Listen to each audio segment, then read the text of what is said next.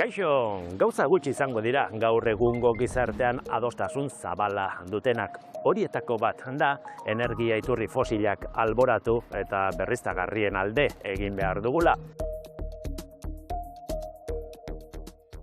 Bizi dugun larrialdi klimatikoari aurre egiteko trantsizio energetiko bat behar dela ere inork edo ia inork ez du ukatuko. Baina aldaketa hori nork non nola egin galdetzerakoan desadostasunak agertzen dira. Gaur Teknopolisen trantsizio energetikoaren erronkak. Has gaitezen!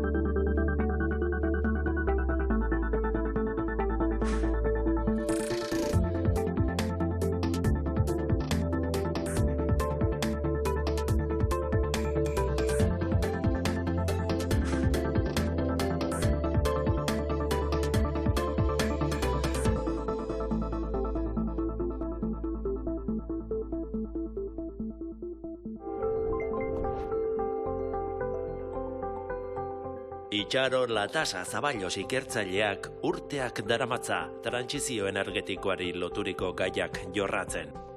Hirigintza eta lurralde antolamendua dira bere lan arloak, baina jasangarritasuna eta herritarren parte hartzea izan ditu beti ardatz. Euskal Herriko Unibertsitateko, Ekopol eta Lurraldeon taldeetako kide izan da. Talde horiek, besteak beste, iraunkortasun ekologikoa eta soziala, gizarte eta ingurumen krisia eta klima aldaketa ikertzen dituzte. Gaur, trantsizio energetikoa delakoaren atzean zer dagoen hobeto ulertzen lagunduko digu. Kaixo Itxaro, trantsizio energetikoa klima aldaketari aurre egiteko erreminta gisa aurkezten ari gara. Hala da?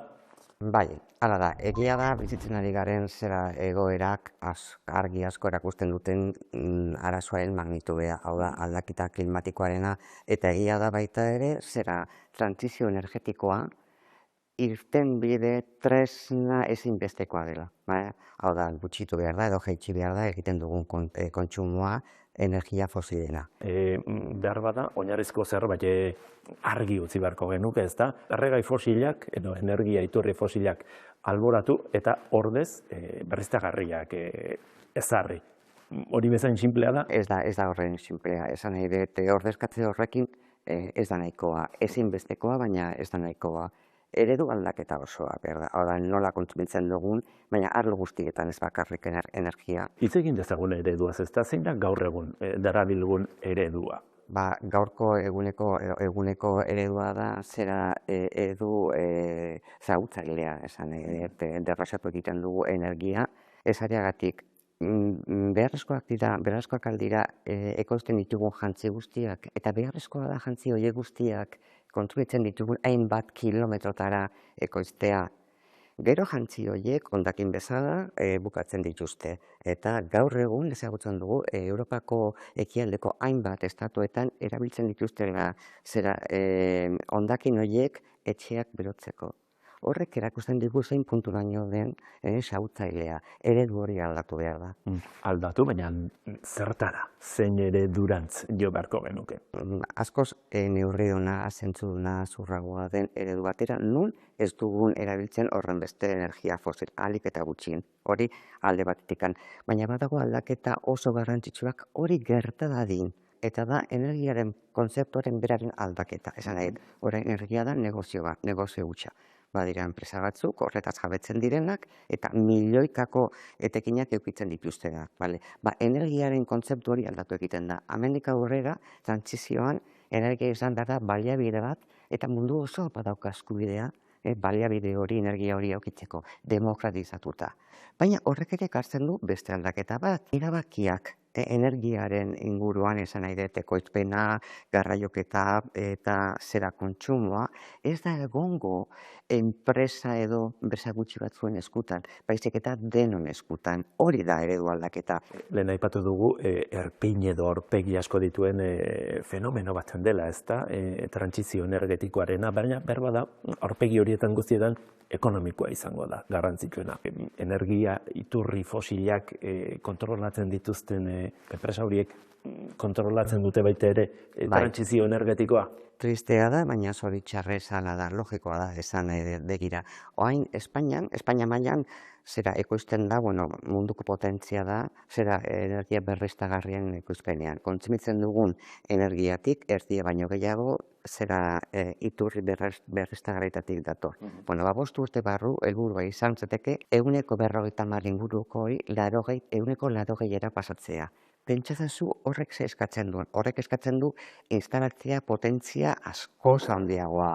Hor datoz industriak, eta badaukaten nitxo bat, hobi bat. Eta zure ustez, noren esku egon beharko luke, energia sorkuntza horrek? Energia ekoizpen berria, berriztagarrietatik datorrena, egon beharko izateke guztion eskutan.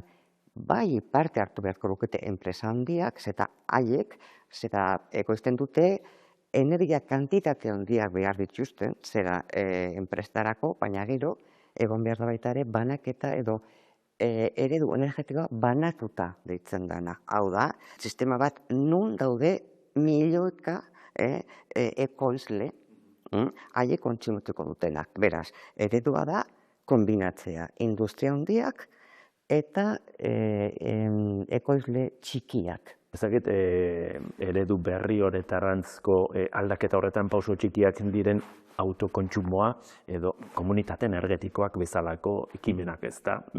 Hori da bidea. Hori da bidea. Eta hori da bide bakarra, esan nahi dez. Eta horrek eskatzen duena edo ekartzen diguna da jendearen implikazioa. Eta jendearen implikaziorik gabe ez dago transiziorik. Hau da, badira, bi baldintza nagusi, ezta? Trantzizio benetan emateko, bere osotasunean. Bata da planifikatzea desaurretikan eta bigarrena da zera partea hartzea.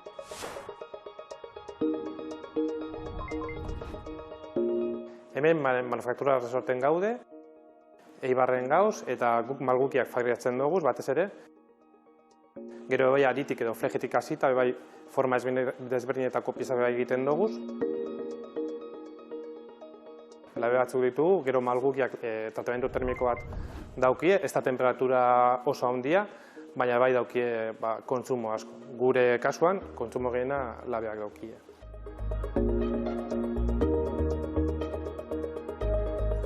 Manufakturas Resort Eibarko Azitain industrialdean, zehazki 3. pabiloian kokatuta dagoen enpresa industrial bata. Energia gastuaren igoerak eta enpresen kudeaketan jasangarritasunaren gaiak hartu duen pisuak eraman zituzten, pabiloi bera partekatzen duten 8 enpresa Teka Azitain sortzera.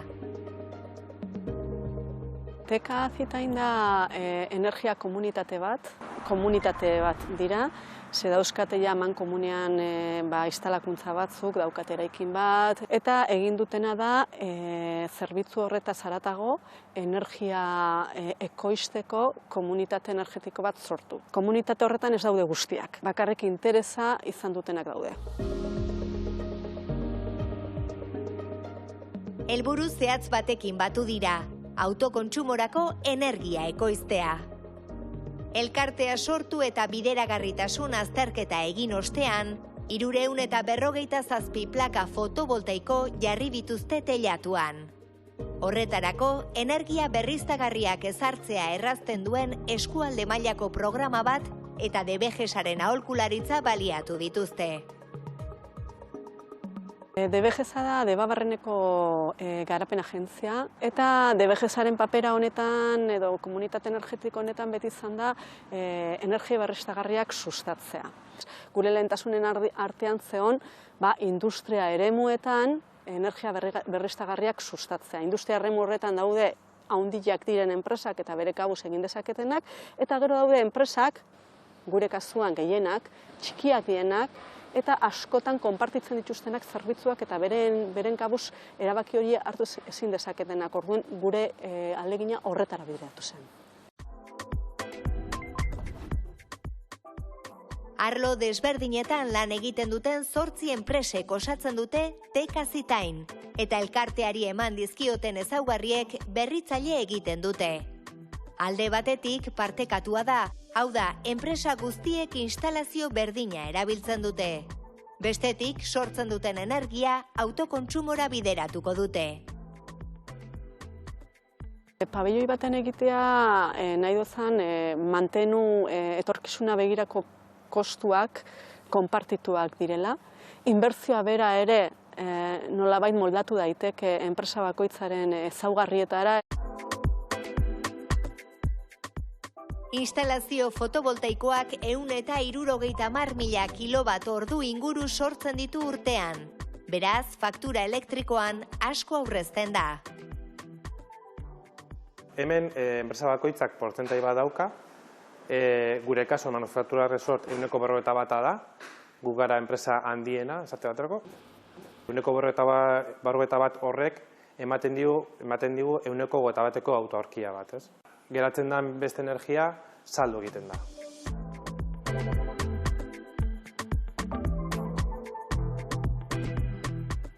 Autarkia da, zuk gastatzen duzun energia guztiaren bat zenbat datorren instalakuntza honetik. Eta autokonsumoa da, zenbat kontsumitzen duzun instalazio horretatik. Gertatu daiteke zure autarkia 20 izatea, baina zure autokonsuma 40 izatea, ze zure ordutegiak, zure funtzionamenduak eta zure kontsumo ereduak ez dulako permititzen gehi. Orduan guk nahi izan genuen proiektu honetan oreka bat topatzea autarkia eta autokontsumaren artean. Ikusten ari garen energia komunitate industrialaren eredua, beste egoera edo komunitate mota batzuetara ere zabaldu daiteke, adibidez, etxe bizitzetara. Guztiak ez gara txaletetan bizi, eta etxe bizitzetan bizi gara, eta hor dago aukera. Hau industria eremura eraman daiteke, baina bai etxe bizitza eremura, eta sustatzailea herritarra bera izan, ez. Elkartzen dira interes berdina duten eragile batzu, ez dute zergatik guztiek partu hartu behar, akordio batera iristen dira komunitate horrekin, eta martxan ipintzen dute instalakuntza bat. Tekazitain komunitatearen bultzatzaileek adierazi dute, proiektua hastapenetan dagoela, asmoa haztea dela. Alde batetik enpresen autonomia energetikoa handitzeko, eta bestetik industrialdearen deskarbonizazio prozesua errazteko.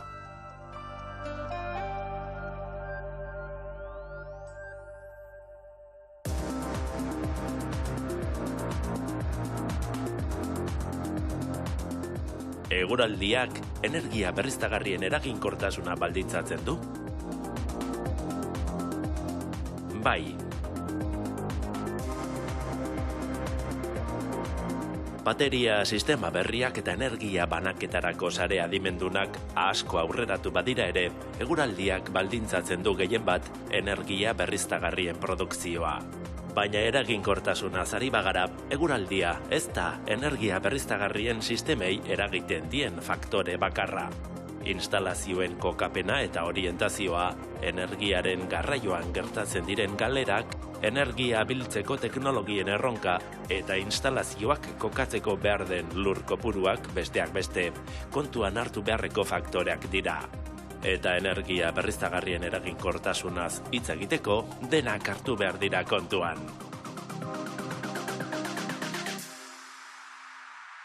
Pentsa genezake energia berriztagarriak ekologikoak direla bere horretan, ez da? Hala da?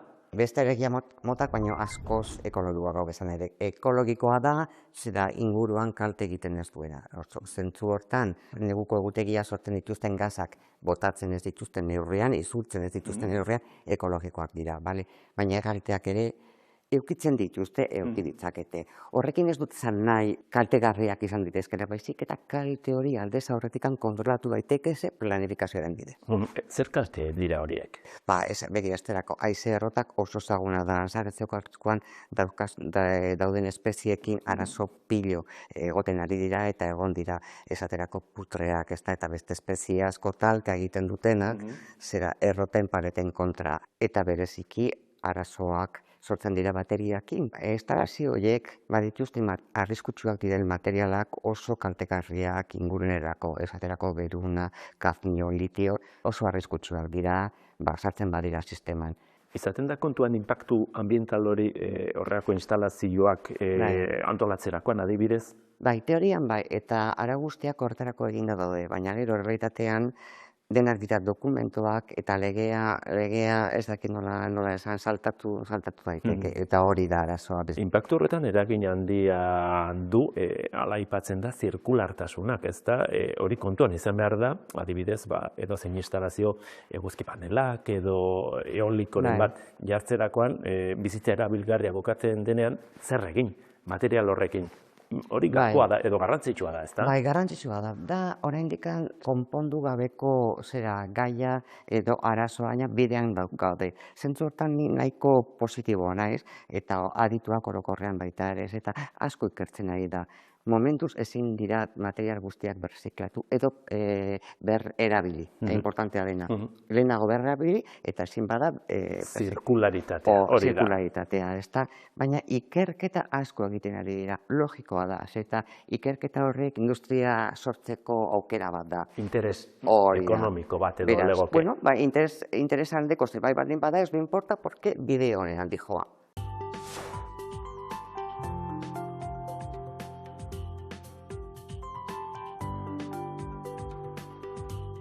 Gaur egun Europa munduko liderra da teknologia eolikoaren arloan. Munduan instalatutako energia eolikoaren 70% baino gehiago hemen dagoelako. Aerosorgailuen bidez, Europako Batasuneko eskari elektrikoaren ia 14% estaltzen da, eta Europan energia sortzeko bigarren modua da. Wind Europeen arabera 107.000 aerosorgailu inguru daude instalatuta lurraldean. Horietatik 3.630 itsasoan. Datuek garbi erakusten dute energia berriztagarrien aurrerapena energia fosilen kaltetan, eta hori ingurumenari dagokionez positiboa da. Hala ere, energia eolikoak izan duen hazkundea arazoak planteatzen hasi da. Gertatzen dena ingurumenarekin, parke eolikoak amaiera iristen direnean da, azkenean piezako edo turbinak konpontzen dituen pieza desberdinak material oso baliotsuak daukatela, eta gaur egun material horiek ez dira berreskuratzen. Orduan, ingurumenaren aldetik arazo bat da. Hori gertatzen da adibidez parake eolikoekin, zeren azkenean material oso baliotsuak osatzen dituzte, eta industria eta ingurumenaren aldetik interesatzen da material horiek berreskuratzea. Mondragon Unibertsitateko Ekonomia Zirkular eta Industria Jasangarritasuneko ikerketa taldeak Eolo Hubs proiektu europarrean parte hartzen du. Proiektu honen helburu nagusia aerosorgailuak desegin eta birziklatzeak dituen arazoei erantzuna ematea da. Aztertzen ari den alderdietako bat aerosorgailuen palak eraistea da. Palak azkenean hori material oso baliotsuak dauzkatela, direla batez ere vidrio edo karbonozko fibrak baita resinak, eta zutabearen aldetik material errazagoak edo errazagoak dauzkatela. Gainera, gaur egun zutabeak errekuperatzen dira edo birziklatzen dira, baina palen kasuan ez, azkenean osatzen dituzten materialak separatzea erronka bat da industriarentzako gaur egun. Aerosorgailuen bizizikloa batez beste 25 urtekoa da. Birziklatzera bidali aurretik, parke eolikoan bertan palak desegiteko modua aurkitzea, eta birziklatze plantara eraman aurretik modu eraginkorrean nola zatitu asmatzea da proiektuan ikertzen den alderdietako bat. aerosorgailuen palak material desberdinen kombinazioz eginda daude. Hala nola, egurra, metala, itsasgarriak, estaldurak eta material konposatuak. Azken horiek birziklatzea erronka handia da. Oro har, gogor itxatxita egoten diren zuntzek eta polimeroek osatzen dituzte material konposatuak, eta birziklatzean degradatu egiten dira, balioa galtzen dute, eta zabortegietan uzten dira edo erraustu egiten dira. Proiektuan, birziklatze metodo ezberdinak aztertzen ari dira. Aztertzen ari garen metodoak dira birziklapen termikoa, non beroaren bitartez materialak separatzen dira. Gero daukagu birziklapen kimikoa, non solventearekin materialak separatzen dira. Eta ikusten ari dena laborategiko mailan da bi metodo hauek kalitate handiarekin berreskuratzen dute materialak. Proiektuan parte hartzen duten taldeek birziklatze prozesu jasangarriak lortzeaz gain, palak osatzen dituzten beira eta karbono zuntzen kalitatea hobetzea ere badute helburu. Berriro ere lehengai bihur daitezen. Hori bai, lehengai ona eta merkea lortzea da helburua. 2 urteko lanaren ondoren lehen emaitzak ikusten hasi dira. Une honetan, Mondragon Unibertsitateko taldea, garapen teknologikoen hobekuntza maila aztertzen ari da, jasangarriak diren egiaztatzeko. Bi teknologia horiek, termiko eta kimikoa, gaur egun bakarrik laborategiko mailan dauzkagu, zeren hori da ekonomikoki eta teknikoki industria mailara eramatea erronka bat da. Orduan, hori, azkenean, gure proiektuan saiatzen ari gara hori ez gertatzea eta teknologia horiek industria mailara eramatea, baina jasangarritasuna kontuan izaten. Orduan, hori azkenean erronka bat da industria denentzako. Oraingoz badirudi zuntz birziklatua erabiltzearen kostua, material berria erabiltzearen kostua baino handiagoa izan daitekeela. Hala ere, ikertzen jarraitu behar da.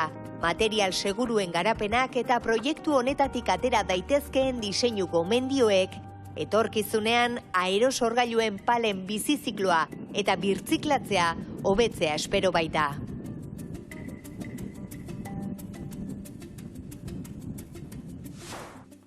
Zuitxaro lurralde antolamenduan aditua zara, ez da? Kontu honetan guztian zer eduki behar da kontuan lurralde antolamendu egoki bat egiteko? Bueno, horren inguruan esan nahi dudanengo gauza da ez dela egiten ari lurralde antolamendu hori, eta horrexegatik kaos batean bizi gara. Eta hortikan hasita kontutan hartu beharko litzatekeena da planifikazio horren barnean, antolamendu horren barnean lurzoruaren bokazioa. Hau da, zertarako zein da erabilera, hori da, zein da erabilera egokiena eremu honetarako, azter dezagun, nolakoa den eremua, esaterako badira eremu lauak, lurzoru, zera oso sakonak eta aberatsa, eta bar dituztenak, herrietatik gertu daudenak idealak dira, baina idealak zertarako?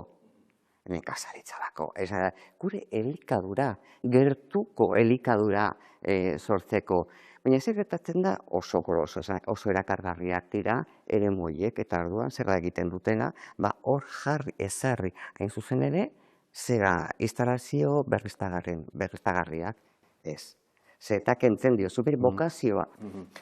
Politika publikoak ere hor daude, zer moduz egiten ari dira? Politika publikoak askotan bezala 2 maila dituzte, ezta? Ahozkoa, promesak, etorkizun handikoak, iragarriak, baina gero errealitatean hori ez da gertatzen. Politika publikoen eta poteren zera funtsa edo egin beharrekoa da planifikazio hori egin eta ez da egiten ari. Zein da herritarren edo herritarron papera honetan guztian? Herritarren papera da beste ezinbesteko bat, beste sine qua non esan nahi dut. Lehenengo eta behin aldatu behar delako lehen esaten duen bezala energiare kontzeptua. Hau da, energia da zera eskubide bat denentzako izan behar dena, ezta? Herritarrak izan behar dira parte erabakienak. Eta ez erabakia utzi enpresa gutxi horien eskutan. Beraz, herritarren papera funtsezkoa da. Hala ere, Itxaro, saioaren hasieran esan dugu, ez da, trantsizio hau errealitatean, praktikan jartzen denean hasten dira arazoak, beldurrak, errezeloak, herritarren pixka bat trabak edo, ezta? Bai, egia da, ez nahi dut, hainbat jendek egonda beti azpiegitura, zera autobideak, inolako edo instalazio guztien kontra, bale? Hori ezagutu da ingelesezko hitz baten bidez, NIMBY deritzena da gauzak egin daitezke, baina ez nire etxetik. Not in my backyard. Nahi duzuna jarri, baina urruti, ezta? Hori da, ezta? Baina nik ez nuke hori azpimarratuko zen, nahi dut existitu egiten da, eta pertsona gara, eta hainbat joera baditzugu, baina kasu honetan ez da arazo. Hemen gertatzen dena, gehiago gertatzen dena da, jendea jartzen dela, jendea elkarteak eta bar kontra, bidezko modu batean, arrazoia dute. Eta jartzen dira kontran, benetan hain zuzen ere planifikazio horretan parte hartu ez dutelako eta kexatu egiten dira. Eta lehen aipatzen dituen zera inpaktu horiek ez dirako kontrolatzen. Claro, benetan ez aipatu dugu elkarrizketan zehar, plangintza, planifikazioa, ez bakarrik lurralde antolamenduari dagokionez, baizik eta plangintza oso baten edo orokor baten beharra, ez da? Hori gabe ez dago etorkizunik. Ez dago trantsizioa, eta trantsizio energetikoa planifikatu behar da beste planifikazioen batera. Hau da, lurralde planifikazio bat egiten duzunean, badira aspektu sektorialak, ez da, garraioak direla, horiek guztiak sektorialak direla, egin behar dira aldi berean. Eta oso konektatuta, oso harremanatuta. Nola integratuko den, nola bateratuko den energia trantsizio hori lurraldearen etorkizunarekin, lurraldearen garapenarekin. Planifikazio horren gakoa, klabea da lurraldea, jendea eta energia lotu, bilatuz lurralde horren garapena. Lurralde horretarako interesgarriak, onuragarriak izango diren jarduerak. Lurraldea egituratu egingo dutenak. Esate baterako garraioketa garbia, hau da, jasangarriaten garraioketa bat. Esaterako ikusten dugu horren komplikatu badera topografia, ez dago garraio publiko nahikorik eta orduan jendea mugitu behar da kotxe partikularretaz. Halako kasuetan, egituratu behar da hobeto lurraldea jasangarriak diren mugitzeko formak edo metodoak edo baliabideak eukitzeko. Oso ondo itxaro, eskerrik asko, gai oso interesgarria. Eskerrik asko zuei aukera emateagatik. Parte hartzea hitz egin dugu oraintxe eta parte hartzeko proposamen batekin bukatuko dugu saioa. Elhuyarrek eta Donostia International Physics Centerrek antolatzen duten On Zientzia bideolehiaketara lanak bidaltzeko epea zabaldu berri da. Gai zientifiko edo teknologikoei buruzko bideoak bidal ditzakezue, euskaraz, gazteleraz edo ingelesez, 5 minutu baino laburragoak. Datorren urteko apirilaren 22an itxiko da epea. Urruti dago, baina jarri zuen neuronak lanean. Datorren asterarte, agur!